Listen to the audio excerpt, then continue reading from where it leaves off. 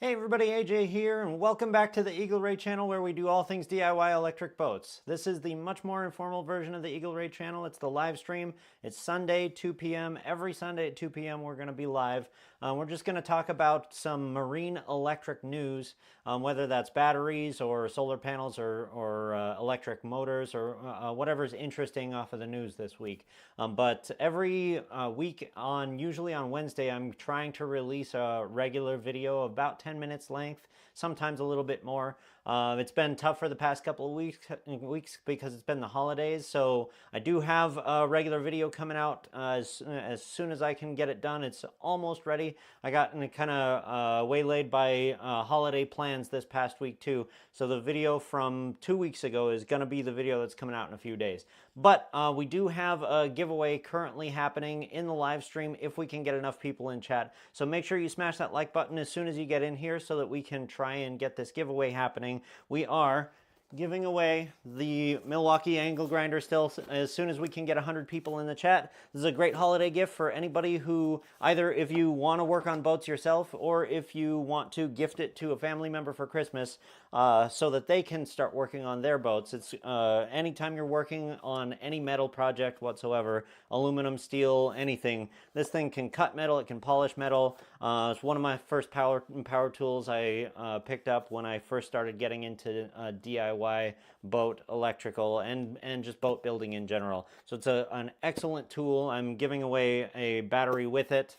So it's going to be something close to a $200 value for whoever wins this. Smash a like, see if we can get more people in the chat by the end. And if not, then we will be back same time next week and we'll give it away then, whenever we can. So let's get into the marine electric news for this week because I want to talk about something cool I came across in the news. So we have in the marine industry for quite a while, we've had a transition toward electric in the ferry market. And when I'm talking about ferries, I'm not talking about this kind of ferry. I am talking about this kind of ferry. So you guys may or may not have seen this already. I think I featured Candela, which is a hydrofoil yacht on the channel something like 8 months ago. But this is pretty cool because this is a ferry version of their yacht. I don't think their original yacht was a catamaran, but it looks like this design is going to be a catamaran. I think the hydrofoils extend across from one of the hulls to the other. And the cool thing about Candela is they have a proprietary motor design that's coaxial in a single unit. We covered that a little bit in the past, and we'll go into lots of detail on how that works in the future. Very cool motor. It's one of the most efficient electric motors on the planet, so I've heard.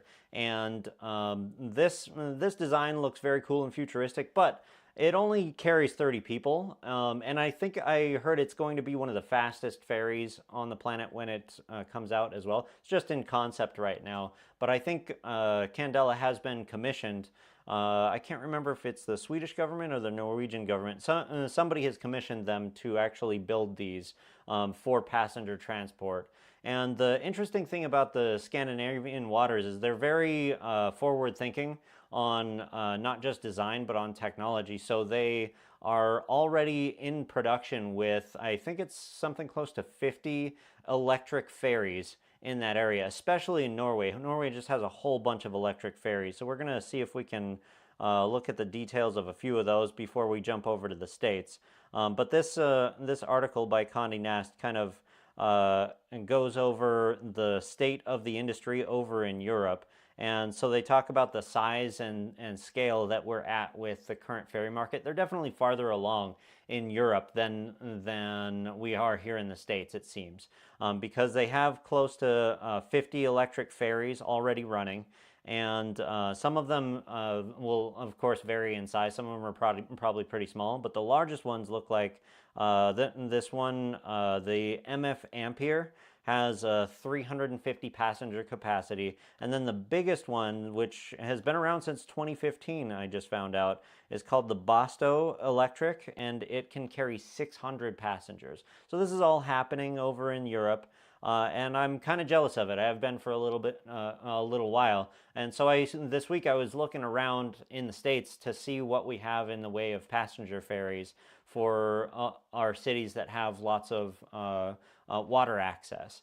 And so a couple of honorable mentions in this article do come up for the states. So I just found out that the Alcatraz ferry in San Francisco is now electric, and the ferry that takes you past Niagara Falls has also gone electric.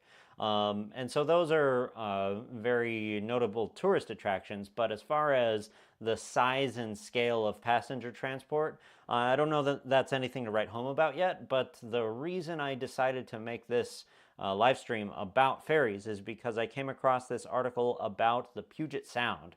Because it turns out the Puget Sound has one of the biggest ferry systems in the entire world. It's definitely the biggest in the United States.